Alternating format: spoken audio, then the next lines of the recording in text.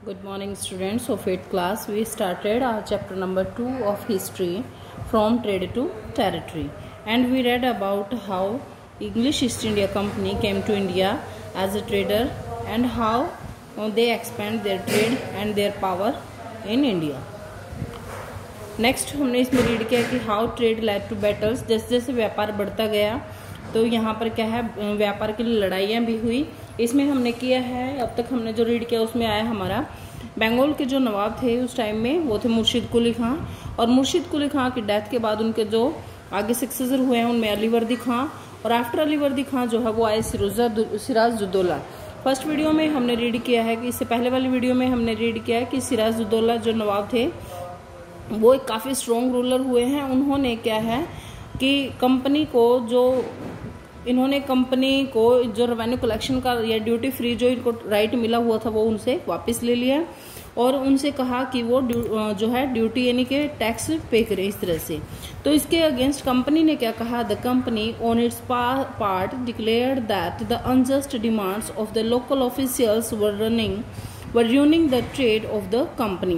Company ने कहा कि ऑन इट्स पार्ट अपनी साइड से उन्होंने ये डिक्लेयर कहा कि उनके साथ क्या अनजस्ट हो रहा है, अन्याय हो रहा है, डिमांड की जा रही है उनसे, और जो लोकल ऑफिशियल्स हैं उन्होंने क्या र्यून बर्बाद कर दिया है the trade off the company, company के ट्रेड को बर्बाद कर दिया है। And trade could flourish only, और ट्रेड केवल उसी तरह से बढ़ सकता है ओनली कब, if the duties were removed. तो कंपनी ने क्या किया, ब्लेम लगाया कि जो लोकल ऑफिशियल्स हैं उनकी वजह से क्या हुआ है, र्यून हो गया यानी बर्बाद हो गया उनका ट्रेड कंपनी का, और ये ट्रेड कब बढ़ सकता है जब उनको कि जो ड्यूटीज मीन्स टैक्स रिमूव कर दिए जाएं। It was also convinced that to expand trade it had to enlarge its settlements. उन्होंने ये भी बात कही कि उनको क्या है, उनकी सेटलमेंट्स को अनलार्ज करना पड़ेगा, उनको बढ़ाना पड़ेगा अपने ट्रेड के लिए। Buy up villages and rebuild its forts, गाँव से लेकर कहाँ फोर्ट्स किले बनाने तक। The conflicts led to confrontations and finally culminated in the famous battle of Plassey. Student, ये जो बैटल ऑफ प्लासी है ये इसी को आधार माना जाता है, इसी बैटल से स्टार्टिंग मानी जाती है ब्रिटिशर्स का जो साम्राज्य स्थापित हुआ इंडिया में। तो फर्स्ट इसमें the battle of Plassey. When Alivardi Khan died in 1756 Sirajuddaulah became the nawab of Bengal. जब अलीवर्दी खां की डेथ हुई 1756 में, सिराजुद्दौला नवाब बन गया बंगाल का। The company was worried about his power. Company को इसकी पावर से बड़ी का डर था, चिंता थी। And keen on a puppet, और वो चाहते थे एक पपेट मीन्स कठपुतली ruler who would willingly give trade concessions and other privileges, जो अपनी मर्जी से ही उनको क्या है कंसेशन दे दे, टैक्स फ्री कर दे, और भी जो उनको चाहिए वो सब वहां से मिल जाए। सो इसलिए it tried though without success to help one of Sirajuddaulah's rivals. इसके लिए उनको ज्यादा मेहनत नहीं करनी पड़ी और वो सफल हुए कैसे, सिराजुद्दौला का जो राइवल था अगेंस्ट उन्होंने कर दिया बिकेम द नवाब की, उसको नवाब बनाकर। वो कौन था, मीर जाफर था जो सिराजुद्दौला की सेना में सेनापति यानी कमांडर था। And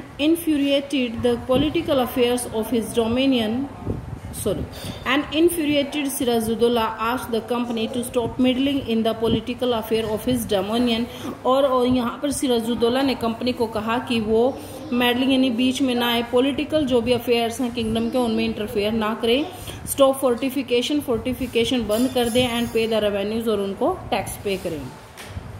after negotiations failed the Nawab marched with, और जब नवाब की ये बात नहीं मानी गई तो नवाब ने क्या किया, अपने 30,000 सोल्जर्स को लेकर to the English factory at Kasim बाजार।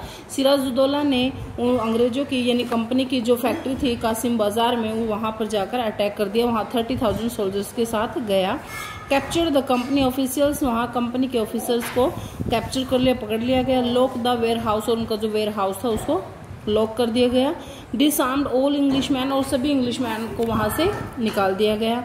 एंड ब्लॉक्ड इंग्लिश शिप्स, और इंग्लिश शिप को भी ब्लॉक कर दिया गया।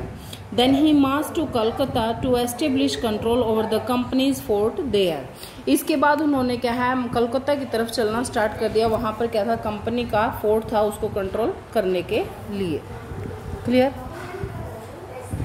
On hearing the news of the fall of Kolkata, company officials in Madras sent forces under the command of Robert Clive।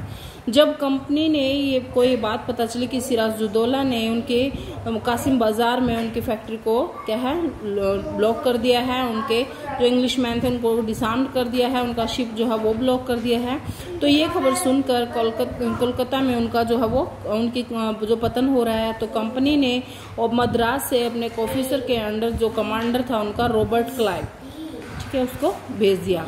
Reinforced by naval fleets, prolonged negotiation with the nawab followed finally, और इस तरह से क्या है उन दोनों के बीच में बातें जो है ये युद्ध की तैयारियां चलती रही, और फाइनली क्या हुआ इन 1757 में Robert Clive led to the company's army against Sirajuddaulah at Plassey.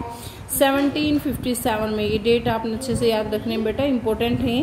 1757 में रॉबर्ट क्लाइव ने अब कंपनी की आर्मी लेकर जो अगेंस्ट खड़ा हो गया सिराजुद्दौला के अगेंस्ट एट प्लासी।